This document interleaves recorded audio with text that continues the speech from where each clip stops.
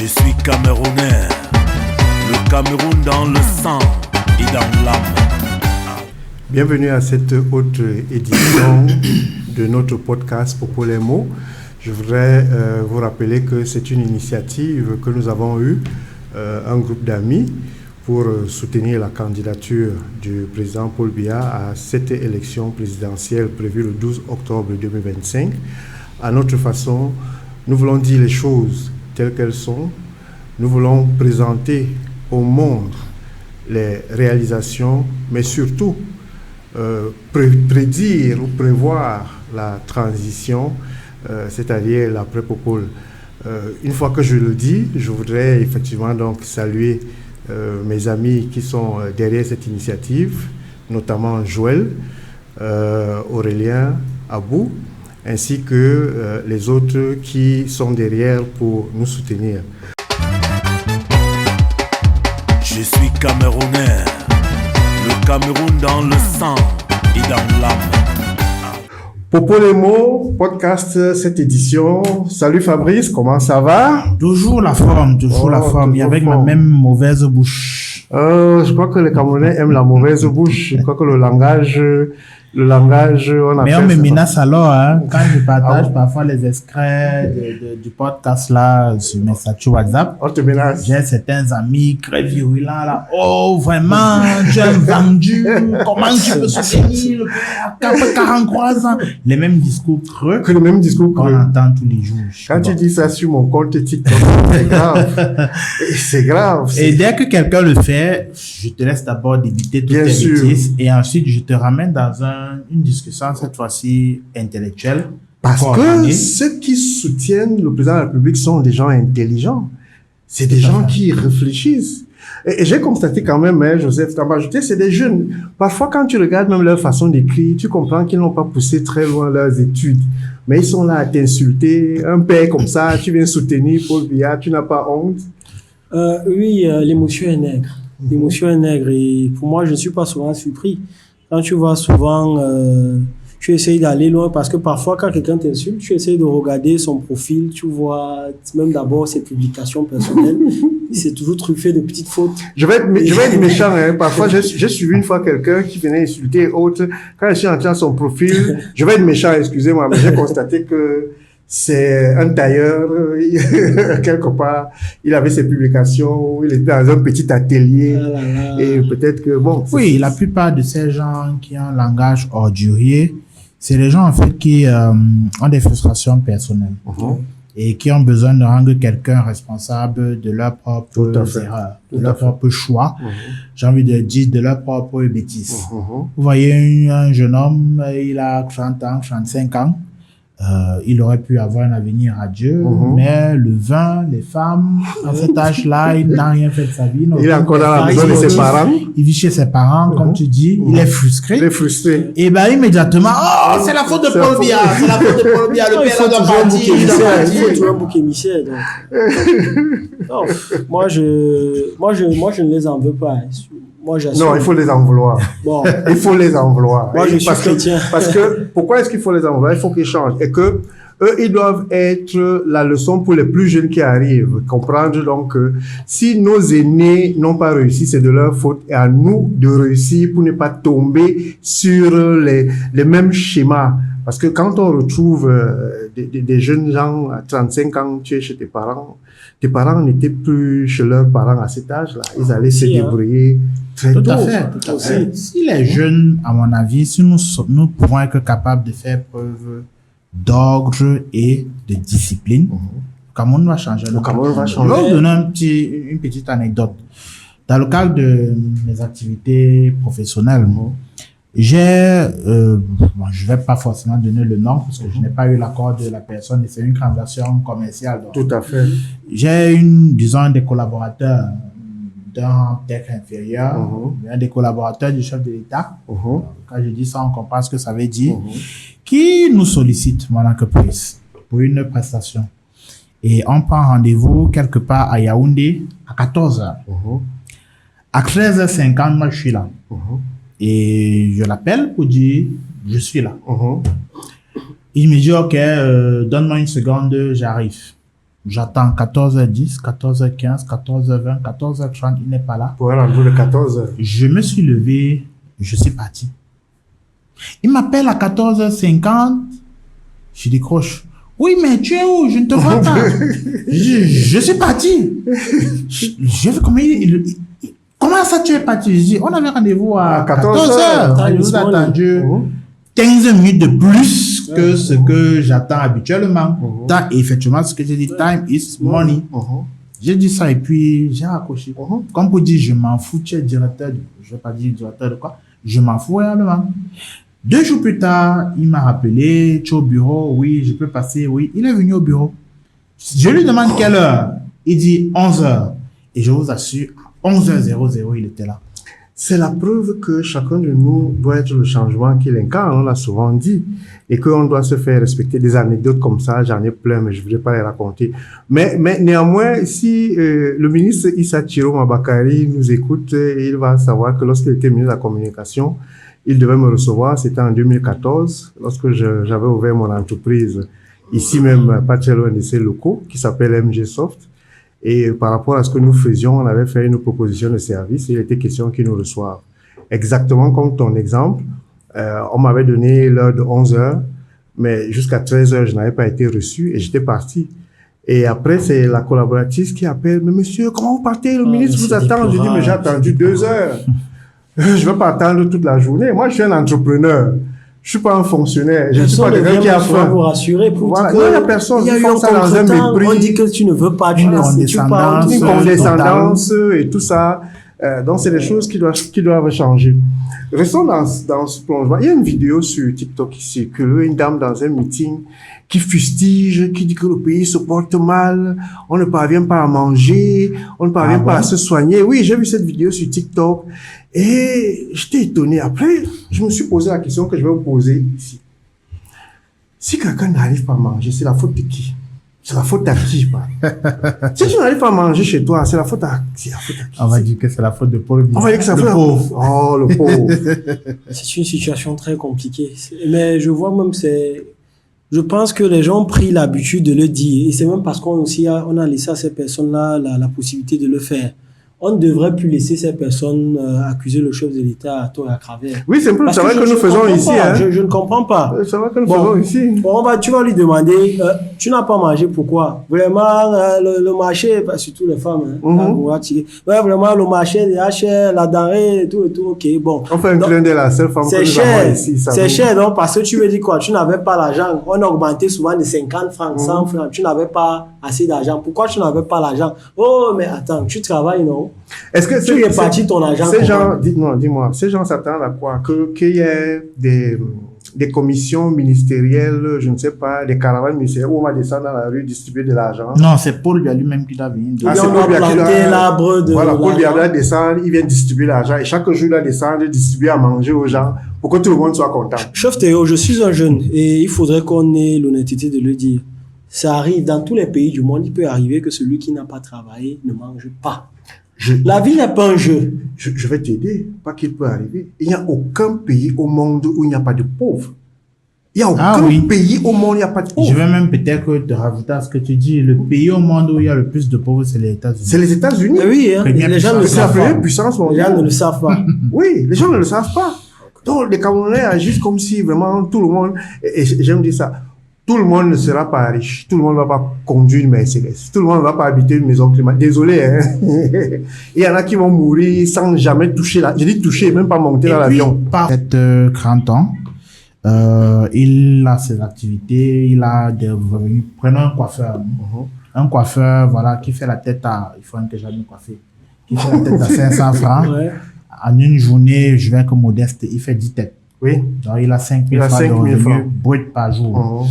En travaillant comme ça, là, sur 20 jours, il se retrouve à 100 000 francs. Ça, c'est vraiment un coiffeur revenu faible, on va dire. Il va payer son loyer de son salon de coiffure à peut-être 5 000 francs, l'électricité à peut-être 5 000 francs. Donc, il a 10 000 francs. Donc, revenu net, il a 90 000 francs. 90 000 francs, ce n'est pas 900 000 francs. Du tout. Mais vous allez voir ce même coiffeur-là. Il a 3 petites. Voilà. Parmi lesquels une fille brune. Une fille brune. Qui demande non, on va laisser le boulot. Parfois, il ajoute boulot bassin. Hein. Ma femme est boulot, donc elle dit boulot. Personne ne va me reprocher de parler des boulots. Elle réclame la perruque, elle réclame de se faire les ongles. iPhone 17. Voilà. iPhone 17. iPhone Tous 17. les samedis, il faut qu'il sorte. Voilà. Quand la première vient en partant, il faut donner au moins 5 000 pour le transport. La deuxième vient en partant, il faut donner 5 000. La troisième vient en partant, il faut Parfois, donner même 5 la 000. connexion. Donc, en une semaine, il se retrouve à dépenser minimum 40 à 50 000 francs Tout à juste fait. pour entretenir ses Voilà. petites.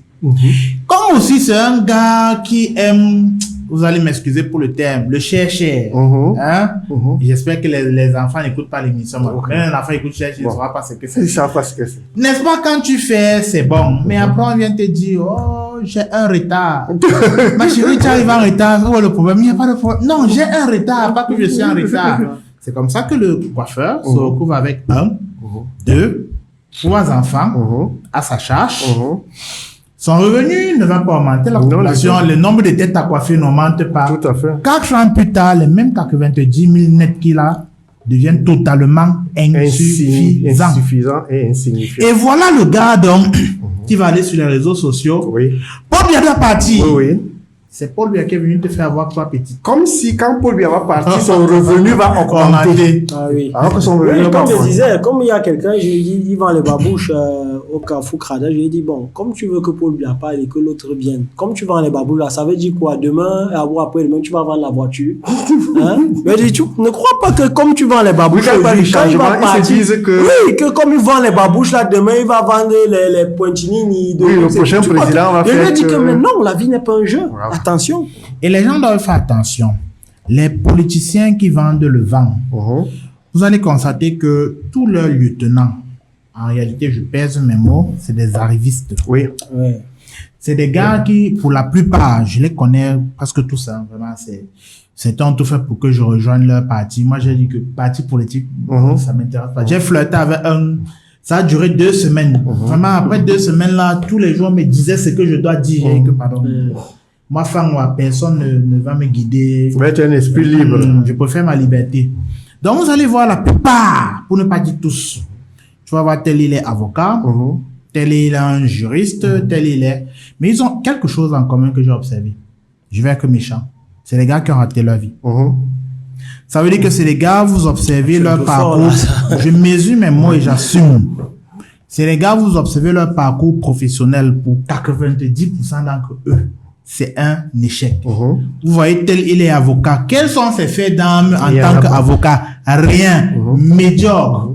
Un avocat qui perd 70% de ses procès, c'est quel? C'est un avocat lolo.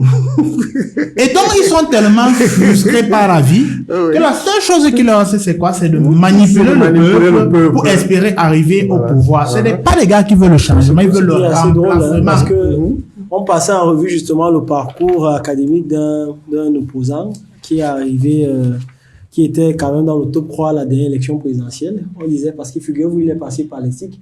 On disait, bon, les autres, on va dire qu'il est ingénieur et tout. Bon, toi, tu dis que tu veux remplacer un génie comme Paul Biya. Je vais donc tout simplement dire qu'il faut qu'on arrête la haine gratuite aussi, parce que je crois que c'est ça le problème. C'est que Fabrice appelait les gras. La haine gratuite, mais on se demande pourquoi. Nous sommes tous Camerounais ici, nous vivons les réalités.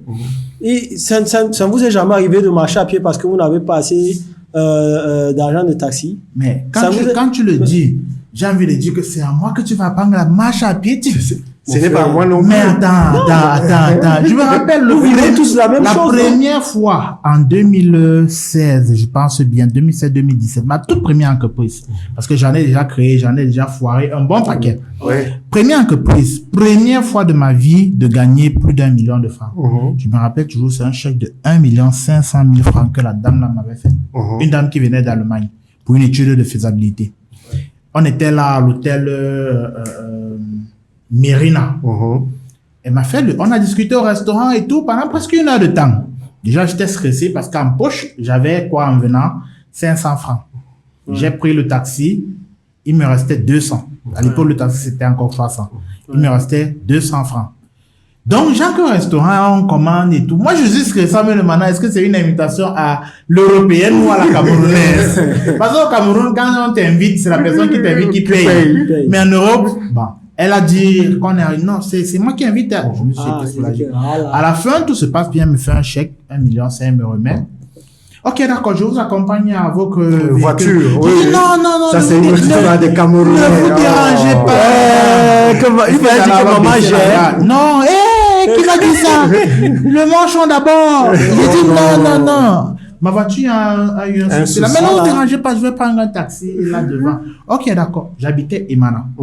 Mérina, vous voyez là où c'est. On va dire à la poste. Ah, c'est la poste.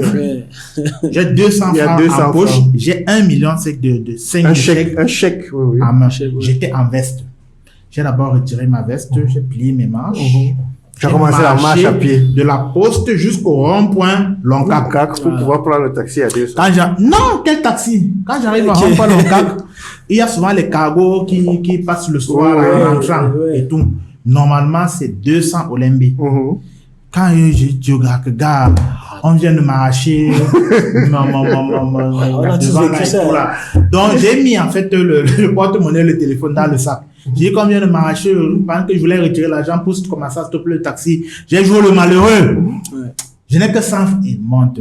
Je suis monté 100 francs. Arrivé à Cadex, il m'a pris encore une autre moto, 100 francs pour arriver chez toi. Je suis arrivé, j'ai bu de l'eau, j'ai rendu grâce au Seigneur, j'ai dormi. Et c'est tout. 1,5 million était dans la poche. Donc ça rejoint, oui, Joseph. Oui, c'est ce que je veux donc, je veux qu'on arrête un peu, parce qu'on en fait trop parfois. Nous tous traversons les mêmes galères.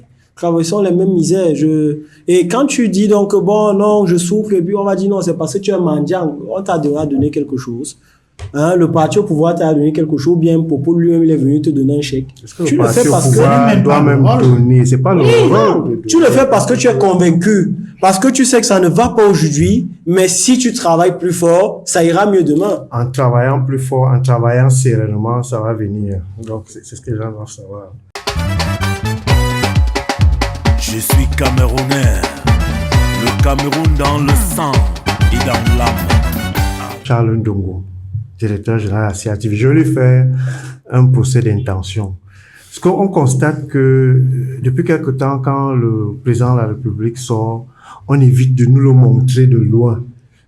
On prend juste vous appelez ça quoi, des prises de vue rapprochées, des plans rapprochés.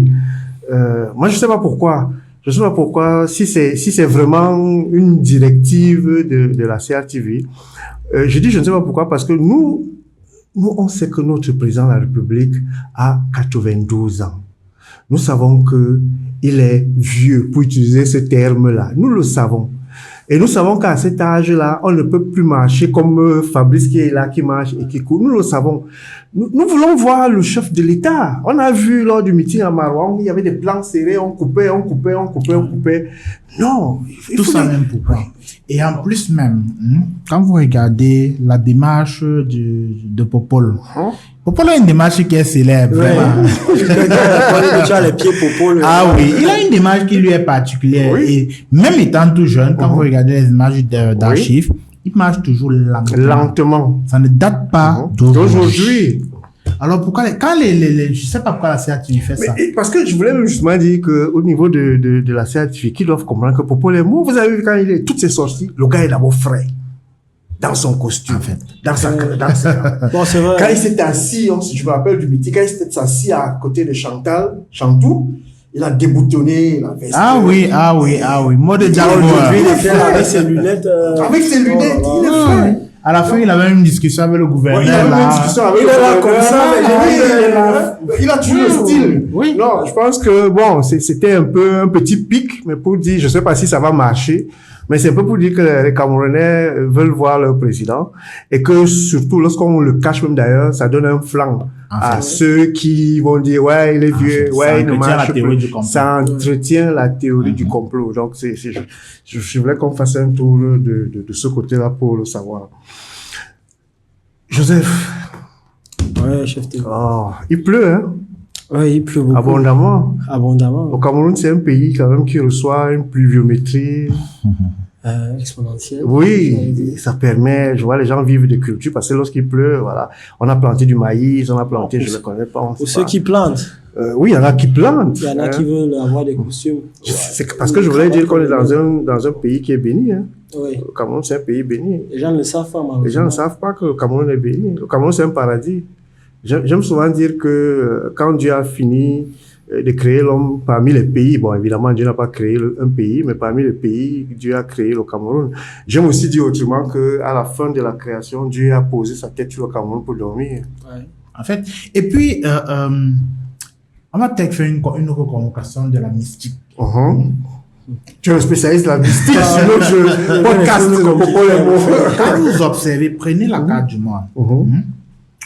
Le Cameroun, comme l'Afrique déjà, si vous observez bien, se retrouve au centre du monde. Oui. Maintenant, quand vous prenez le Cameroun, de par sa position géographique, le Cameroun se retrouve au centre de l'Afrique. C'est au niveau du cœur. Ça veut dire que le Cameroun est le centre du monde. Vous savez, rien n'est un hasard. Je veux que tu reprennes ça doucement parce que ça peut vite passer et les gens ne comprennent pas. Non, oui, reprends ça doucement. Non, je crois que peut-être sur le montage, on peut avoir une carte qui est affichée là, une carte du monde. Les gens vont peut-être mieux visualiser. Sur la carte du monde, je le redis, vous avez l'Amérique, vous avez l'Afrique, en fait, est au centre véritablement du monde. Tout à fait.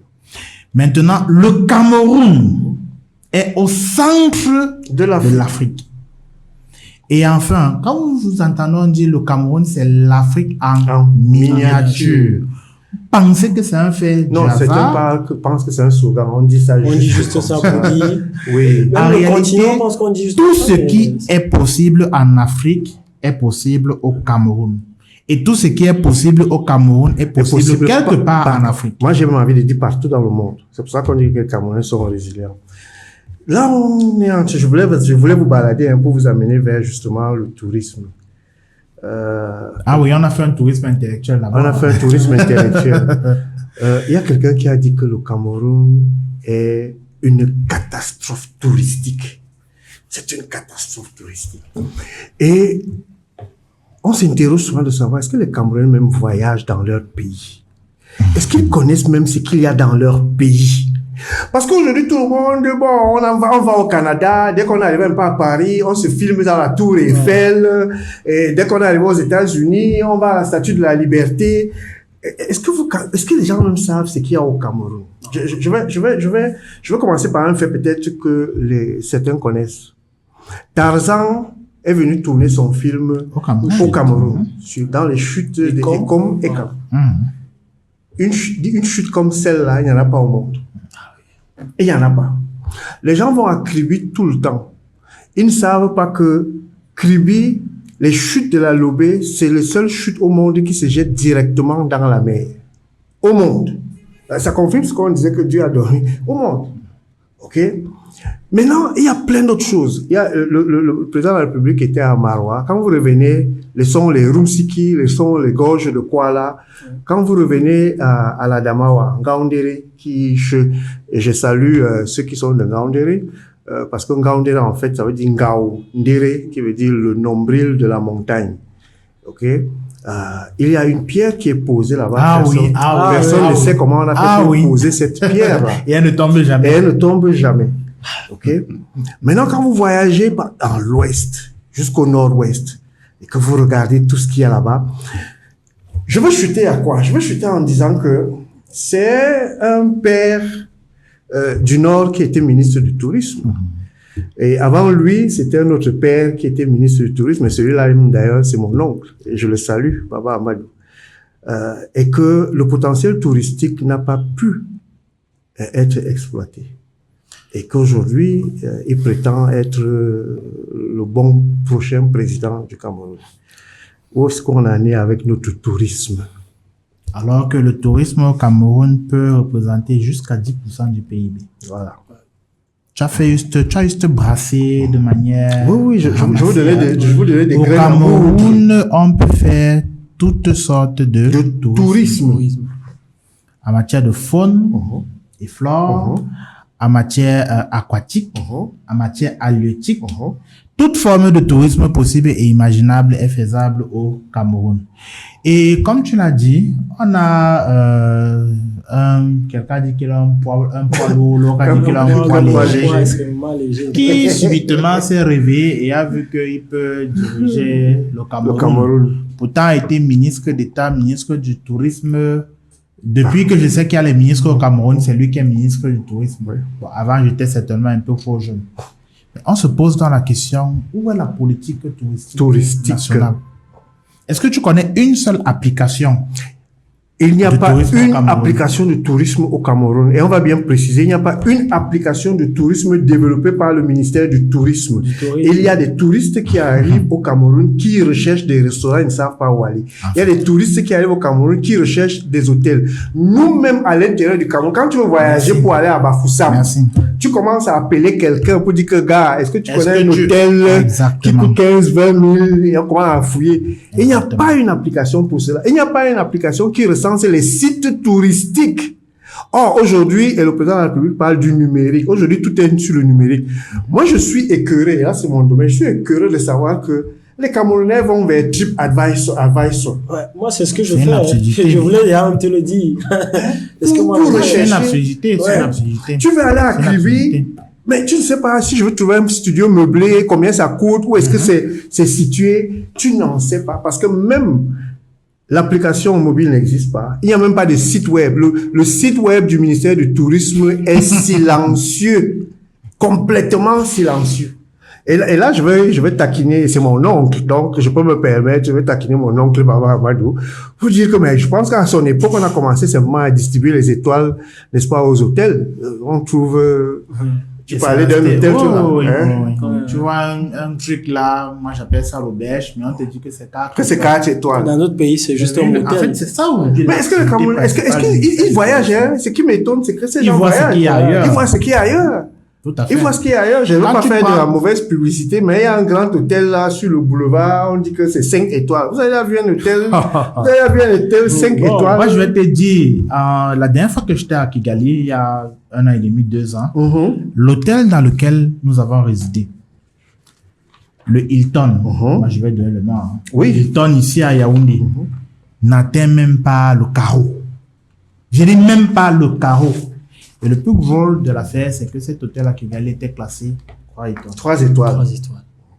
Et ici, on a dit que c'est 5 étoiles. Que ce soit en termes de standing ou en termes de qualité de service, c'était le jour et la nuit. Un petit pays comme le Rwanda. Le Rwanda, en termes de potentiel de production, économie, secteur secondaire et secteur tertiaire, le Rwanda n'a rien. Hein. Peut-être les gens ne le savent pas. Le Rwanda n'a rien. L'économie du Rwanda repose en très grande partie sur le tourisme. Alors que le Rwanda est petit comme ça. Voilà. Ça veut dire que le potentiel touristique du Cameroun, c'est au moins 50 fois celui du Rwanda. Non, je pense qu'ils vont nous dire que... Je reste sur le Rwanda. Oui. Vous avez constaté que à la comment on appelle le championnat anglais là, quand certaines équipes... Oui, c'est un logo, tu as vu Rwanda. Merci. Non, tu parles seulement de la Champions League, il y a Arsenal. J'ai jamais même le dit, Arsenal. Vous voyez sur le maillot Rwanda. Ça, c'est quoi? C'est les actions de promotion touristique. Là, tu parles même du Rwanda. Je vais te donner un autre exemple de pays, un pays frère, la Côte d'Ivoire. La Côte d'Ivoire est sponsor aussi de l'Olympique de Marseille. On voit Sublime Côte d'Ivoire. Ah bon? Au Vélodrome, oui, on voit Sublime Côte d'Ivoire. Le ministre du tourisme ivoirien est allé avec le président de l'Olympique de Marseille, l'américain, pour donner le coup d'envoi d'un match. C'était à l'orée justement de la Coupe d'Afrique qui a eu lieu en Côte d'Ivoire. Donc, autant de choses. Il y a des pays qui savent qu'on peut investir sur le tourisme. Et je peux vous dire que ces pays ne sont pas mieux que le Cameroun. Nous sommes le continent. Nous sommes l'Afrique en miniature. Bon, je pense que au niveau du tourisme, aussi bien les collaborateurs de l'ancien collaborateur, ils vont vous dire que bon, on a pu ériger le Ndolé, et c'est reconnu à l'UNESCO. On a reconnu. Ça, c'est pour faire les gens. On a reconnu, n'est-ce pas, à Fumban, on a, je crois que. Oui, après. La question centrale à se poser, qu'est-ce que le tourisme génère comme devise c'est tout. Cameroun? C'est tout. Parce que quand on parle de la balance commerciale, on va voir les importations et exportations de produits. Mais il y a également les services. Est-ce que vous savez que le tourisme permet de générer des devises et donc d'équilibrer la balance des paiements d'un pays? Mais c'est ce qui se fait ailleurs. Quand vous avez des gens qui viennent des tu as parlé du États-Unis, Rwanda, tu as parlé du Kenya. voilà. Pardon. Les États-Unis, chaque État génère près de 10 milliards de dollars en termes de tourisme, juste sur les sites touristiques. On parle de ministre du tourisme. Encore moins de ministre d'État. Encore moins de ministre d'État. Hein? Donc, vraiment, on a beaucoup de choses à faire. Le tourisme peut générer énormément d'emplois, peut générer énormément de devises. Quand vous avez des gens qui peuvent venir du Royaume-Uni, de l'Union européenne, de l'Amérique, des États-Unis d'Amérique, de Chine, etc. Quand ils viennent là, c'est les devises qu'il faut entrer. Mais tu me rappelles un truc, Fabrice. Ils ont tué un bon projet de Aveline Ava, qui était back to the roots. Elle essayait de ramener des Américains sur Bimbia pour reconnaître le chemin de l'esclavage. Ils ont tué ce projet-là. J'ai vu Comme tu le disais, tu imagines les devises. Il y a plein d'Américains qui veulent rentrer vers leurs racines. Un autre projet qui allait dans ce sens, je pense qu'on avait prévu faire, on a choisi Kribi parmi tant d'autres capitales, parmi tant d'autres pays africains, je veux dire, parmi tant d'autres villes africaines, pour abriter une statuette qui aurait quasiment la même taille que la statue de la liberté. Tout à fait. Quand vous avez eu ce projet, c'est toujours le projet d'Aveline Ava. Oui, encore. Mais ça s'est passé comment? Mais maintenant, quand on dit tout ça, ce n'est pas pour critiquer le régime en place, non, c'est aussi pour dire que le chef de l'État a balisé, il a fait confiance à des collaborateurs, il a fait confiance à des Camerounais qui doivent développer le pays. Tout à fait. Mais ces Camerounais-là n'ont pas développé le pays. Et aujourd'hui, malheureusement, ils portent le chapeau en disant qu'il n'a rien fait. Moi, j'ai envie d'aller plus loin. Le chef de l'État a parlé dans l'un de ses discours de la décentralisation. Est-ce que vous savez que les collectivités territoriales décentralisées jouent ou doivent jouer un rôle central dans la promotion du tourisme? Du tourisme, tout à fait. Vous avez des localités où il y a un potentiel touristique tout simplement incroyable. Mais vous ne voyez aucune communication. Je vais vous choquer. J'ai une collaboratrice que je mets en mission il y a 2-3 mois. Elle va certainement nous écouter, d'ailleurs elle va se reconnaître, pour aller superviser le contrôle qualité sur un de nos chantiers dans la zone de Batchenga là-bas.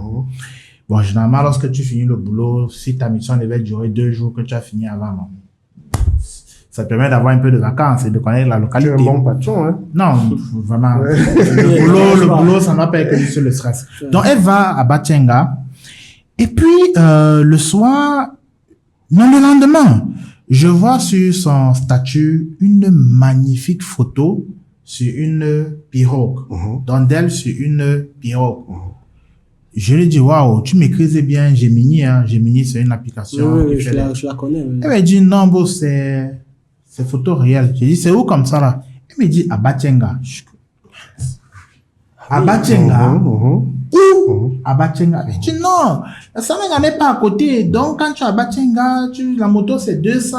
On te laisse au bord de la Sanaga. Les gars qui ont la pirogue là, c'est 500. Pour aller là et tout, et tout, et tout. J'ai dit, est-ce que vous avez déjà vu le maire de la localité là? Je ne sais pas. Bon, là, vraiment, honnêtement, je n'ai pas cherché à savoir. Mais je n'ai pas encore vu une communication dessus de la localité sur ce potentiel touristique là. Je vais embrayer ton pas. Déjà pour dire que en matière de tourisme, c'est pas l'État qui doit tout faire.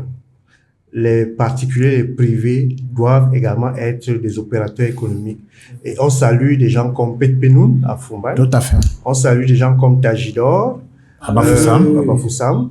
Je vais néanmoins déplorer le fait que c'est le camp de Rumsiki. Il y a un camp c'est Garoua. Garoua, oui. Oui, il y a un camp touristique là-bas. Que ça appartienne à un Français. Quand vous allez à Kribi, beaucoup de Français sont installés là-bas et qui ont des lieux de résidence et d'hébergement. Nous déplorons ça parce que les Camerounais devaient être là au lieu seulement de faire du bail à Amsterdam ou de crier. Mais comme Fabrice le disait, que font les maires de ces localités-là? Tu le dis, moi je n'ai pas vu est-ce que la mairie de Fumban même a un site web, par exemple, pour promouvoir Pet Penou? Est-ce que la mairie de Gare, c'est Rumsiki, je sais pas pourquoi le nom m'échappe. Il y a le fameux camp là. Donc en fait, ce qui m'échappait, c'est le parc de Ouaza. C'est pas Rumsiki, c'est le parc de Ouaza. Le parc de Ouaza, qui est un grand centre touristique, est la propriété d'un étranger, d'un Français. Bon, un petit salut aux Français qui pensent que le président Paul Biya ne leur permet pas, n'est-ce pas, de faire des affaires au Cameroun et qui vont faire du bâché. Donc il y a des Français qui sont chez nous et qui vivent très bien au parc de Ouaza. Mais j'ai déploré le fait que, bon, les Camerounais ne sont pas dans ce type d'investissement. Et je me demande où est-ce qu'ils sont. Ils sont dans le Bayam Selam. Ils peuvent acheter le poisson pourri, venir vendre aux gens, acheter les pâtes qui ont déjà fait le blé qui a fait déjà 6 ans, venir vendre aux gens. Voilà ce que les Camerounais, voilà, c'est ça que les Camerounais préfèrent faire, et que les champions de l'importation. Vous allez voir aujourd'hui, on va dire qu'on donne une part importante des marchés publics aux entreprises locales. Les Camerounais créent des entreprises locales, on leur donne les marchés plutôt qu'aux étrangers. Ils prennent ces marchés-là et ils partent quand même encore importer. C'est terrible ça. Bon, et tout ça, c'est la faute de Paul Biya. C'est la faute de Paul Biya. Je suis Camerounais, le Cameroun dans le sang et dans l'âme. Il y a des Camerounais, dès qu'ils ont un peu pris l'avion, ils atterrissent chez les Blancs, ils commencent à faire du bashing au Cameroun. Lorsque je suis rentré au Cameroun il y a quelques années, et jusqu'aujourd'hui, il y a des gens qui me demandent, mais tu veux rentrer faire quoi au Cameroun? Il faut dire que tu as fait une vingtaine d'années à l'étranger. J'ai fait une vingtaine d'années à l'étranger, notamment aux États-Unis. Des gens me demandaient, mais comment tu peux partir des États-Unis pour revenir au Cameroun? Et c'est une question que je n'ai jamais compris. Et la première réponse était, mais le Cameroun, c'est chez moi. Je suis né au Cameroun, j'ai grandi au Cameroun, même si j'ai fait 20 ans aux États-Unis, mais chez moi. Mais au-delà de cela, est-ce que vous avez remarqué que le Cameroun, d'abord, c'est un pays très attractif. Première chose. Deuxième chose, c'est que c'est les Américains qui, depuis 2009, disent Africa is the future. Depuis 2009. Et il n'y a que les Africains qui ne voient pas, et donc ce sont les Africains, mais parlons des Camerounais, qui ne voient pas que leur pays, c'est un paradis. Quand vous allez ici à Mvogada, parce que pour ceux qui nous suivent, nous sommes à Yaoundé, quand vous allez ici à Mvogada, Mvogada est envahi par les Nigériens. Oui. On le sait. Qui sont venus faire fortune au Cameroun. Oui. Qui vendaient des pièces détachées. Ils sont déjà dans l'immobilier. C'est les Nigériens. Moi, je veux même appuyer ce que tu dis, particulièrement sur les Nigériens, avec une statistique.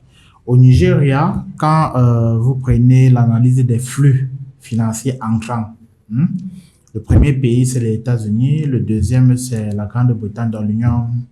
Non, le Royaume-Uni. Le troisième pays, c'est le Cameroun. Voilà.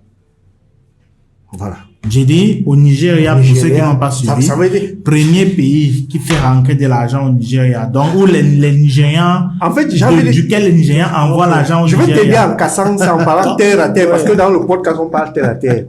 C'est de dire que parmi les pays où les Nigériens vont pour Brice, et renvoyer l'argent chez eux, le Cameroun est en troisième position.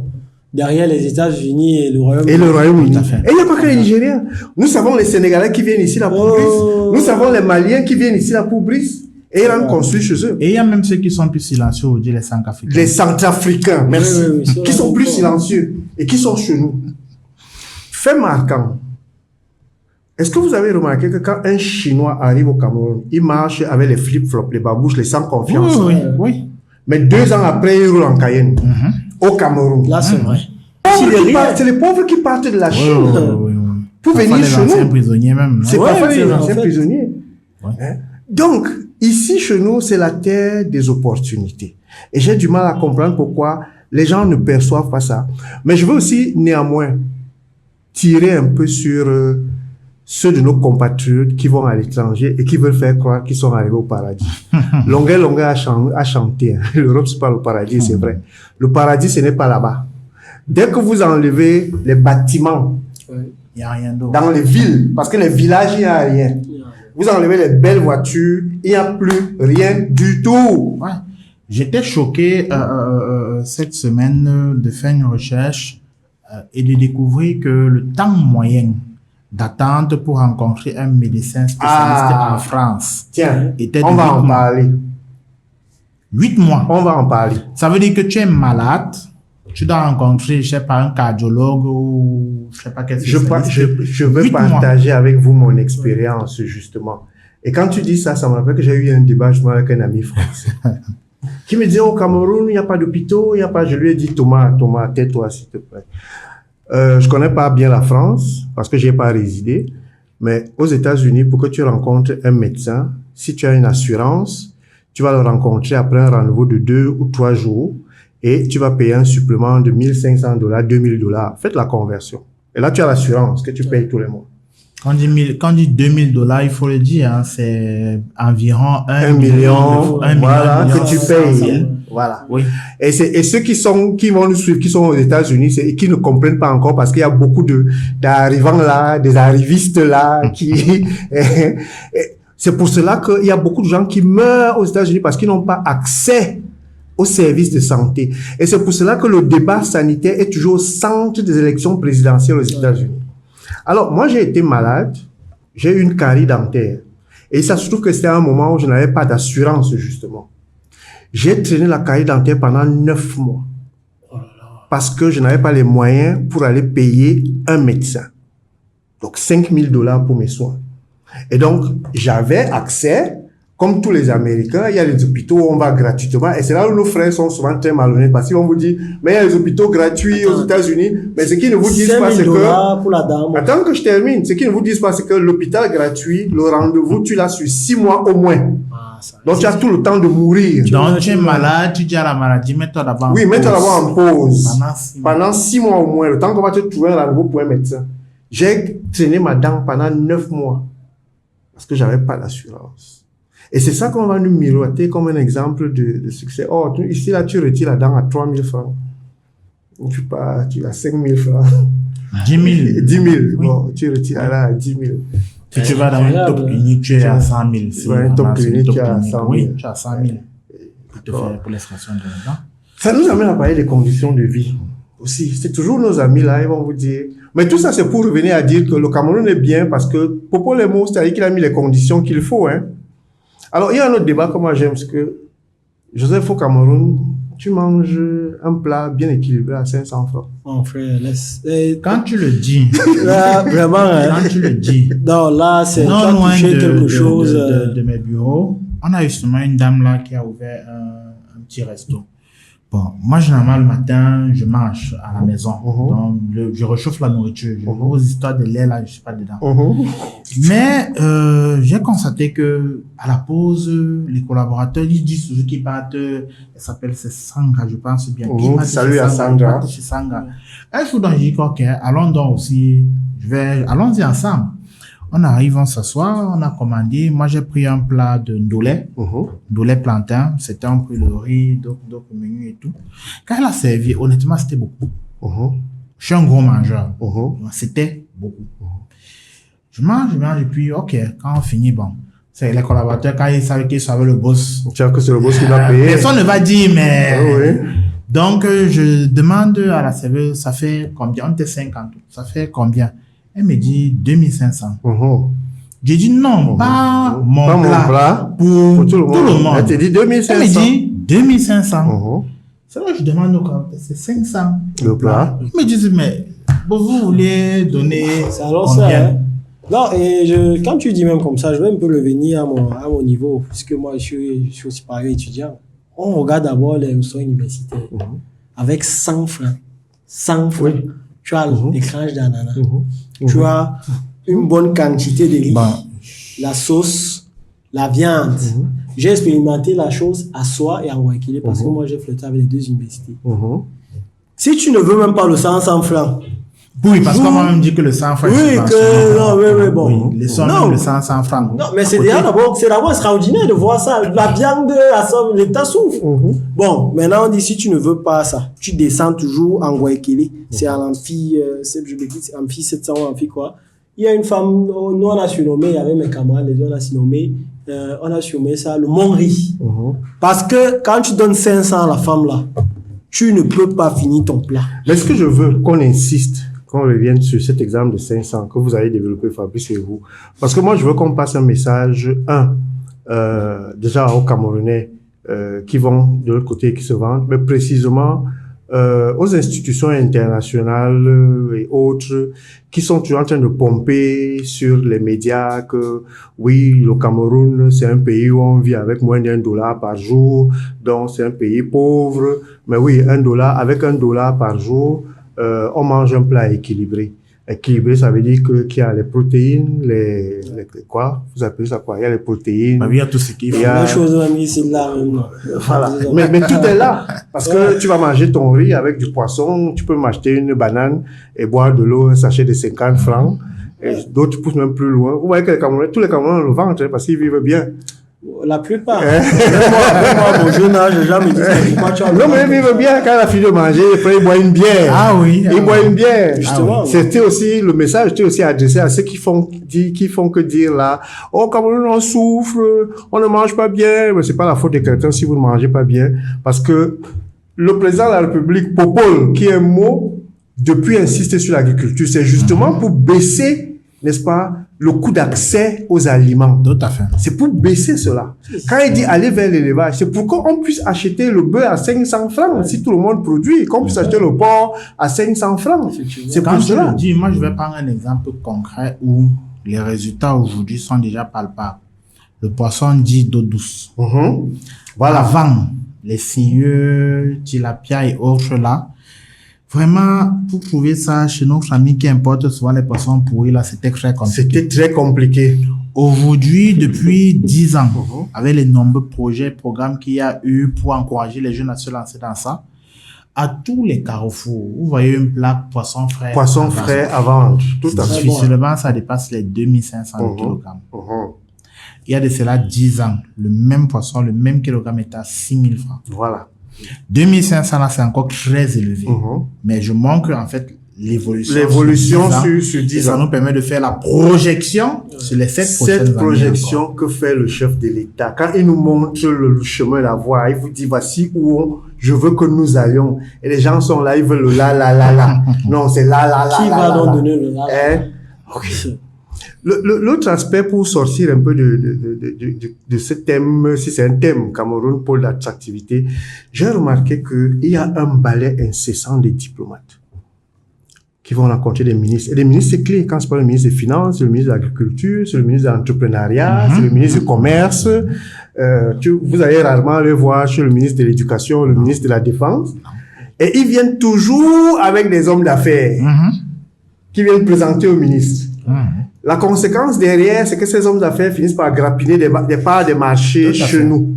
Ils n'ont même pas besoin de grappiller puisqu'on laisse ça vivre. On laisse, voilà. Tu le dis même mieux. La nature a horreur du vide. Donc, s'il y a telle chose qu'on peut faire, nous on ne fait pas. Pourquoi les autres ne vont pas venir? Pourquoi les autres ne vont pas faire? Oh, le président de la République fait que dire, je fais là comme commun à Saloto, le président de la République, le chef de l'État, il ne fait que demander aux Camerounais rentrer dans ces secteurs porteurs. Rentrons dans ce secteur porteur. Bon, maintenant, je vais vous taquiner. Les gens qui nous écoutent, ils vont certainement dire que bon, vous parlez là-bas, vous-même, vous avez fait quoi? Ah, ça, ce serait une très bonne question. Oui, vous-même, vous avez fait quoi? Vous-même, vous avez fait quoi? Vous avez fait quoi? Je ne sais pas s'il faut qu'il parle de toi, s'il faut qu'il parle de Joseph. On ne va pas parler de nous. Ceux qui nous connaissent, on n'a pas besoin de mettre le nom, ceux qui nous connaissent savent ce qu'on a pu réaliser. Et ce qu'on a pu échouer. Et ce qu'on a pu échouer. Surtout ce qu'on a pu échouer. Il y a des gens qui pensent qu'ils Je me suis vanté auprès de quelqu'un un jour d'avoir foiré plus de 15 stades que j'ai créé. Il s'est moqué de toi. Il s'est moqué de moi. Ouais. J'ai dit que bon, mais en fait, c'est au fur et à mesure que je foirais, que je gagnais en maturité. Le problème, c'est qu'on va dire que tu as foiré parce que Paul Biya est mauvais. C'est ce qu'ils vont dire. Alors c'est le cycle de la vie. Alors que c'est tout simplement le cycle de la vie. On échoue à tout moment. Donc tout le monde connaît les choses. Bon, parmi ce qu'on a fait, c'est Popo les mots, c'est une initiative que nous avons. C'est déjà une réussite. Et qui est là. Je suis Camerounais. Le Cameroun dans le sang et dans l'âme.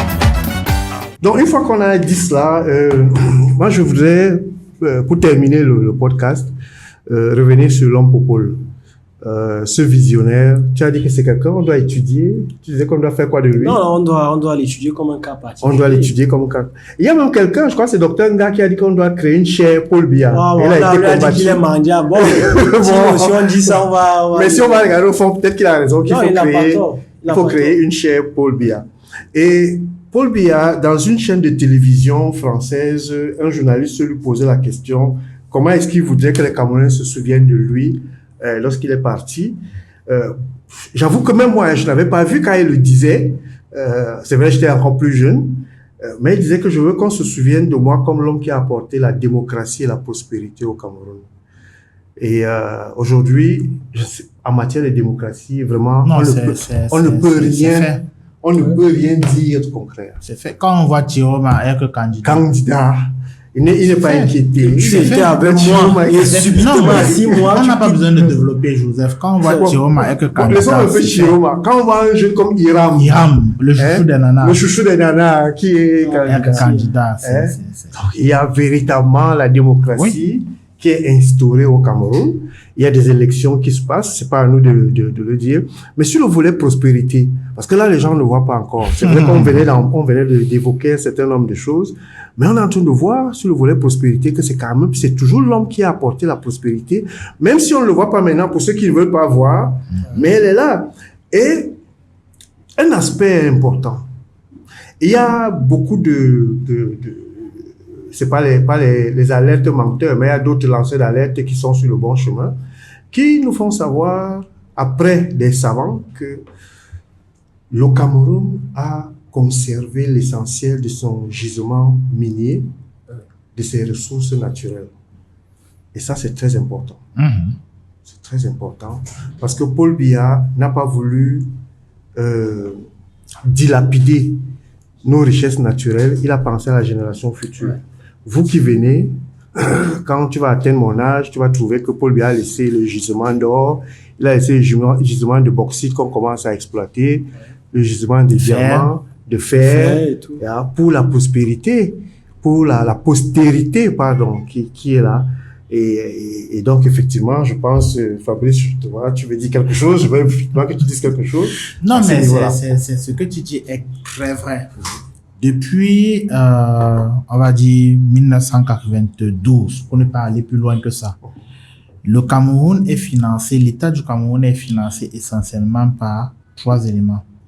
1, c'est les impôts, impôts douanes. 2, c'est la dette. Et 3, c'est de manière un peu minoritaire le pétrole. C'est tout. Ça veut dire que tout ce qu'on a, les 10 000 km de route, les ceci, les cela, les tout, c'est uniquement avec les impôts. Du moins, principalement avec les impôts. Ce n'est que ce levier qui a été actionné. En termes de ressources naturelles, tu as dit presque rien. Je te donne la statistique. Le Cameroun actuellement est à peu près à 5% de son potentiel qui est exploité.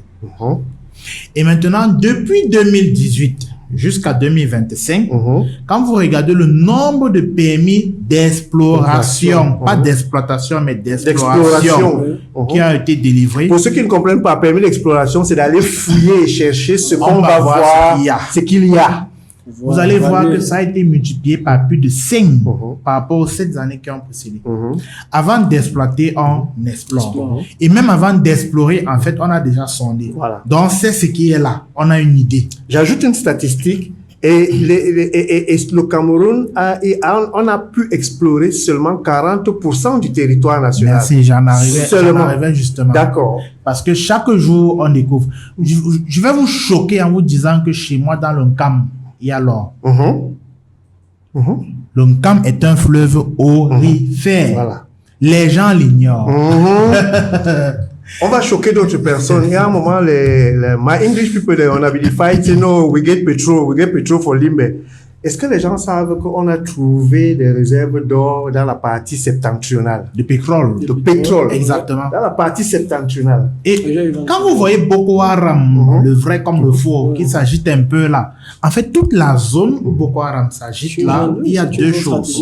Il y a le pétrole et il y a l'uranium. Il y a l'uranium. Effectivement. Et qui veut mettre la main sur l'uranium, on sait. On va pas. On sait. On va pas rentrer là-dedans.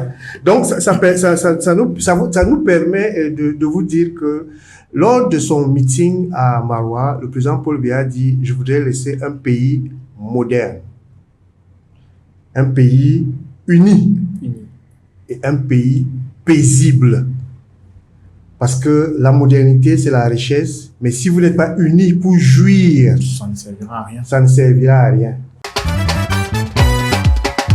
Je suis Camerounais, le Cameroun dans le sang et dans l'âme. Paul Biya nous dit, et j'ai retenu dans son meeting, « Je ne prendrai aucun repos. » Pour ceux qui disent, oh, je sais même qui le dit.